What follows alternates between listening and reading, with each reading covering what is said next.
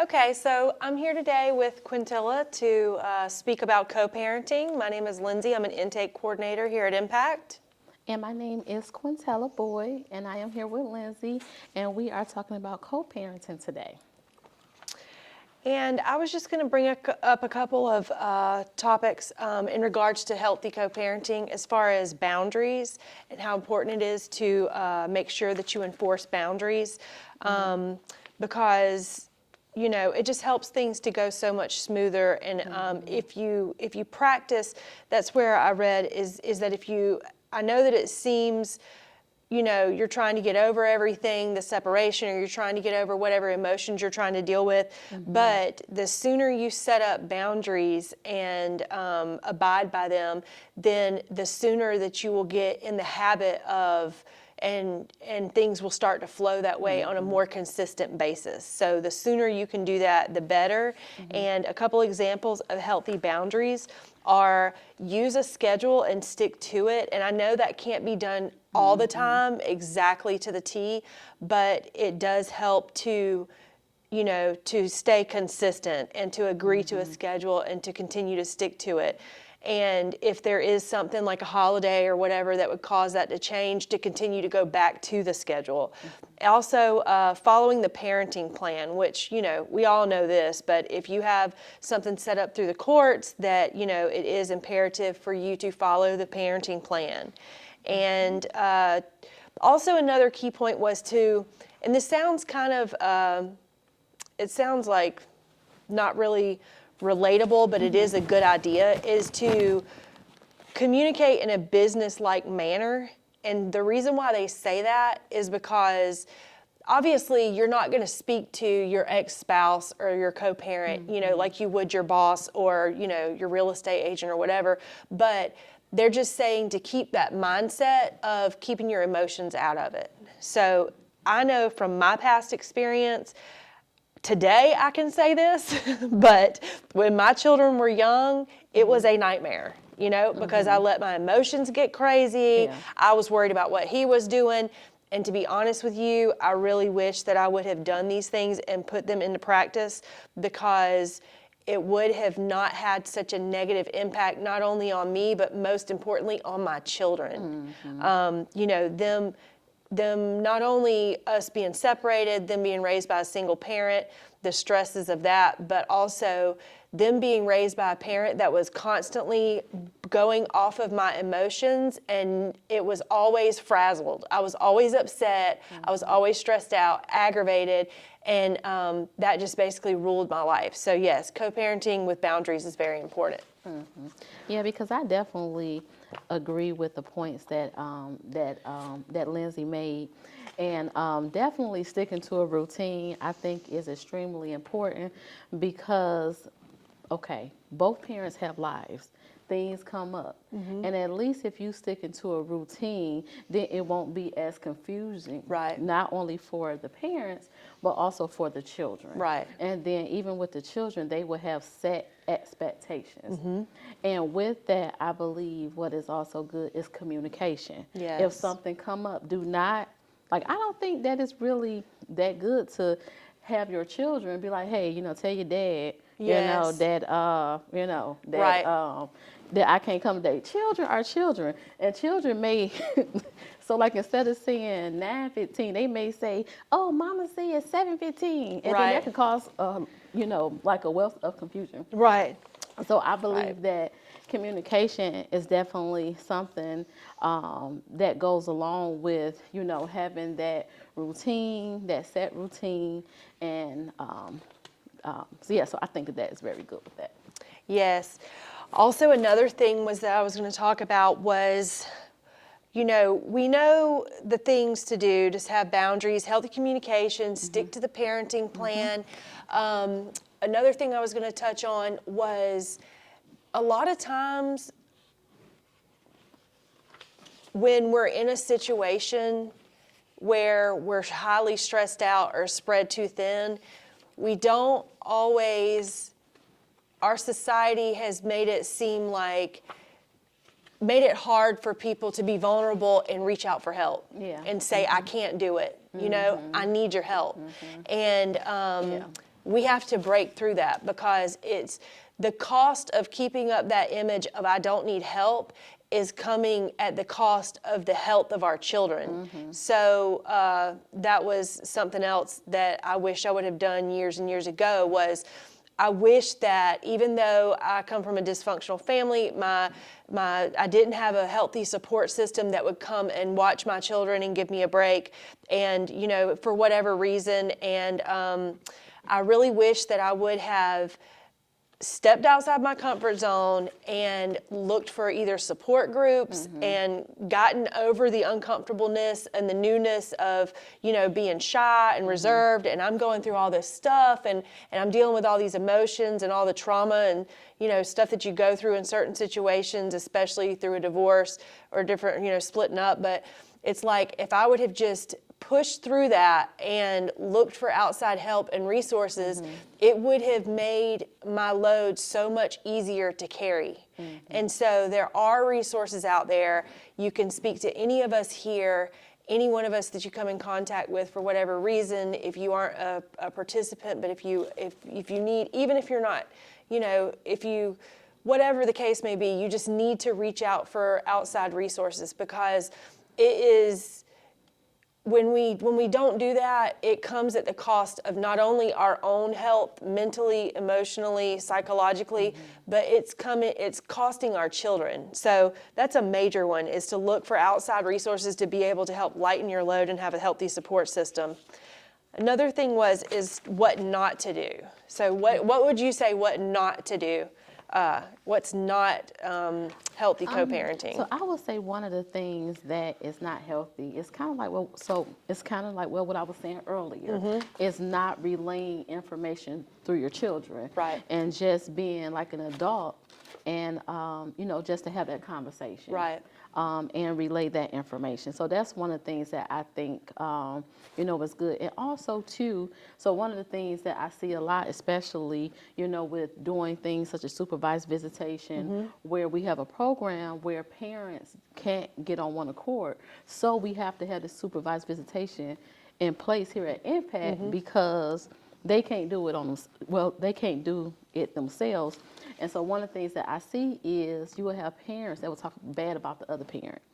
And I don't think that that's good, because my thing is, what is that conveying to the child? Right. If you're talking bad about the other parent, it's Right. definitely not helping them, and I believe that could cause, issues. And on top of that, if children see that their parents aren't getting along, then what does that say about how they may handle situations and Right. conflict? If they see that their parents are not able to communicate, that they're not able to get along. So Right. You're exactly right. Not talking ill or negative about the other parent. And in my own experience, again, something that I learned was I tried not to. Of course, I wasn't perfect, but I tried not to talk negative about the other parent. And like I said, based off of my emotions, I didn't have to talk negative about the other parent, because they could tell that I was like so worked up or negative or upset or mad, all these different things after communicating back and forth with him. So it's just really important for you to try to keep your emotions out of it as much as you can. And with that being said, that is something extremely hard to do, because we all have emotions, we're all human. But again, with the outside resources, there's a time and a place for you to have those emotions and to sort them out. And if you need to speak to a therapist, a counselor, if you need to just talk to your case manager, if there's something that comes up right then, spur of the moment, I'm sure that there's somebody that you can call on the phone just to bring you back down and just be like, listen, let me take a few minutes, because ultimately your child does not look at that other parent the way that you do, because their relationship hasn't been the same as like with me and my child's father. My children don't look at their dad the way that I look at their dad, because that wasn't their spouse. So I know it's really hard, but it's hard lessons learned. I wish I would have done things different.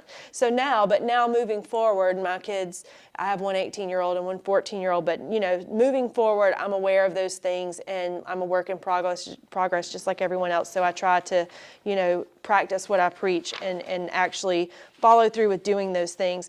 Another thing not to do is to not only, we all know what's your personal business is not my business. We all know not to be worried about that. If you're dating someone, if you're seeing someone, if you lost your job, if you had to move out of wherever you were staying, we all know that's not each other's business. But also something that helps to go ahead and integrate that in y'all's co-parenting relationship is don't share your business with your co-parent. So like if I were to get a raise or something great that I want them to know about, it's not their business. It doesn't need to be in the conversation. So kind of like with it keeping like a business mentality is to keep those things out of it, and your conversations only need to be in regards to your children. Yeah. And it says here that another point is don't shut your ex out of co-parenting unless it's a situation where they're like abusive or there's something that's, very unhealthy. It's not fair to shut your ex out of co-parenting. With that being said, it means withholding important information about the child's schooling, such as parent-teacher conferences, concerts, activities, field trips, award ceremonies. It's not fair to not tell the other person. And this goes for dads as well. It's not fair to not tell the mom because you want to, seem like you're there and you're supportive or whatever. That child ultimately needs a mom and a dad. And no one can ever, this is also something I learned, no one can ever replace a child's mom or dad. It doesn't matter if that child is adopted. It doesn't matter what the case may be. It doesn't matter if a parent is sick and, is in a worse situation and not involved in that child's life and it caused a lot of trauma. No one can replace that child's mom or dad. So you're not in competition with anyone. It's just once you take care of yourself, you practice self-care, you focus on yourself. If there's stuff that you need help with dealing with, when you're busy focusing on yourself, it causes you to be a better person altogether, And so then you don't have to worry about what the other person's doing. It's not a competition because you want your child to be well-rounded and to have a good dad. Or a mom. And another thing was shutting them out of the important stuff is like if something goes on with them medically, if you have to take them to the hospital or whatever the case may be, it's just it's important to have that support from both parents and not just one. And I know sometimes, in the past, whenever I got all of my emotions and stuff, it was like I was always so upset because I was doing so much. I was taking care of him all the time because he lived out of state. So then whenever the opportunity came for him to be involved, it helped that, I wanted him to be there for them. I wanted them to love their dad. I wanted them to have those good memories and stuff. And the rest is ultimately up to the other parent, how they perform or how they interact with their child.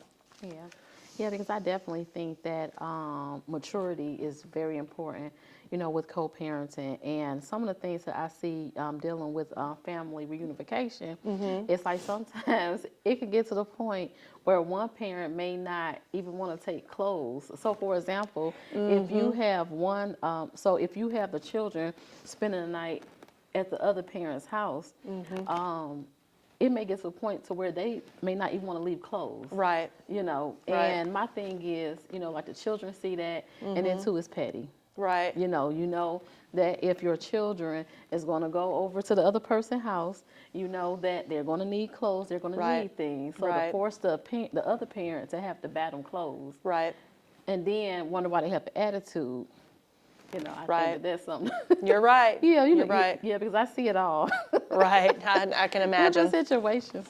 Definitely.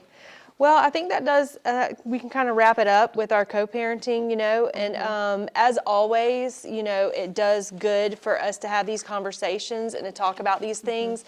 And again, if you're seeing this from our Prove program, there's always any of us that you can reach out to here if you need help with co-parenting or to, build that support system. It doesn't have to be your blood relatives. It could be anyone in the community that's a healthy, stable, supportive person. And, and we're always here for you to help in any way that we can. So, Yeah, because that is definitely like important. Because if you don't take care of yourself, then how can you take care of others? So I definitely think that taking care of yourself and establishing that support system is very important.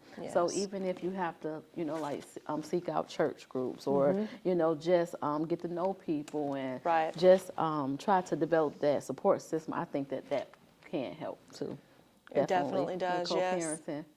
That's right. I just remember that both of us relocated here, so we don't have family here. Right. Exactly. Well, so my situation. So I do have a lot of family here. Oh, you do? Yeah, Okay. yeah. So it's like I do have family here, but sometimes, I know we family, but I'm still learning you. Yes. So it's kind of one of those situations where, so where I'm still getting to learn, my family, but it's also too sometimes. Sometimes everybody don't raise their kids the same, like you raise yours. Right. So it's like you just have to use wisdom. Right. Yeah. So, but definitely coming from another state, whole new state, Yes. and then it's like you leaving all your support. It can be challenging Definitely. because then you have to figure out, who would be like a good person to watch my son. Definitely. And then, like your daughter. So it just, your daughter's older, so. She is. Yeah, She just turned 18. Yeah, so, but definitely, yes. still. That's why it's important to build that support network, and that we're always here for you, and we'll help in any way that we can to encourage and motivate and, to help you to be able to be a parent, a co-parent, in the most healthy, successful way.